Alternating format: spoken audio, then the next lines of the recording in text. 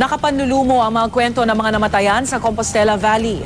Sa kabila niyan, patuloy namang umaasa ang mga kaanak ng mga nawawala na makakapiling pa nilang muli ang kanilang mga mahal sa buhay.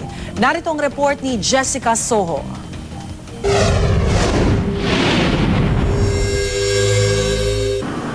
Mga wasak na kabahayan at mga kabuhayan. Saan man pumaling ang kamera at paningin dito sa bayan ng New Bataan, mga bakas ng trahedya. Sa isang iglap, rumagasa ang tubig at lupa sa bayan. Tumabon at lumunod sa mga bahay at buhay. Andito na tayo sa bayan ng Monte Vista dito sa Compostela Valley at unang bumungad sa atin itong punerarya kung saan mukhang dali-daling inaapura yung paggawa ng mga kabaong para sa mga nasawi. Dahil nga maraming namatay dito, hindi naman nakahanda yung mga namatayan. Kaya mabuti at itong puneraryang ito mukhang ginagawa naman ang lahat ng kanilang makakaya para makagawa ng mga kabaong.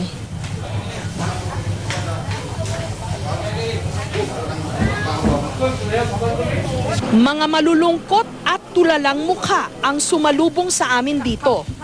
Apurahan ang pag-estima sa mga labi ng nasawi. Ang kanilang mga iniwan, walang magawa. Nagpapasalamat na lang at nahanap pa ang mga bangkay ng kanilang mga mahal sa buhay. Gayong halos 300 pa ang mga nawawala. Karamihan mga tiga-barangay Antap sa paanan ng bundok. Ano hong pagkakakilala nyo sa kanya para man lang humaalala siya ng mga kamag-anak nyo? Parang kapatid ko na rin. Parang kapatid nyo siya. Mabait ho siya? Mabait. Ilan pa ho ang namatay sa pamilya nyo, sir? 6 po. 6. Lahat ho ba nahanap na? Hindi, 2 lang. Anong pagkakaalala mo sa asawa mo? Medyo masakit sa sarili ko. Biglang nawala yung kapamilya ko na siyang din yung asawa ko at saka yung mga anak ko personal. Hanggang ngayon hindi ko pa nakita kung saan sila na... Wala na ring bahay. Wala na rin bahay. Kami lahat sa barangay Andap, wala na kami mga bahay. Paano ho yan? Ano hong balak nyo ngayon? Ang masasabi ko lang, ngayon pa sila nag-declare na ipakuha na ang patay ay bahong-baho na. Sino mga nawawalang kasama mo sa pamilya? Yung mama ko po. Mama? Tsaka yung kapatid ko na galing sa Surigao. Tsaka yung 2 anak niya, yung kapatid ko po na bahay, buntis pa po yun. Tsaka yung asawa ng magulang ko, tsaka yung anak na ng bayaw ko, 2 po. Yung mga anak mo? Yung anak ko po, untangay lahat po, 2. Mapasaging mga bahay, mga nipahat.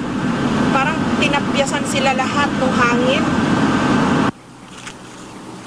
Nasa bahaging ito ng Mindanao ang mga malalaking plantasyon ng prutas. Bibihira kasing dalawin ang mga ito ng bagyo. Pero nagbago yan sa nakalipas na 2 taon. 2011, dumating si Sendong at ngayong 2012, si Pablo naman. Sinira nito ang mga malalaking plantasyon ng prutas katulad nito. Malawak ang plantasyon ng saging dito sa Compostela Valley. Pero lahat ng mga puno rito wiped out.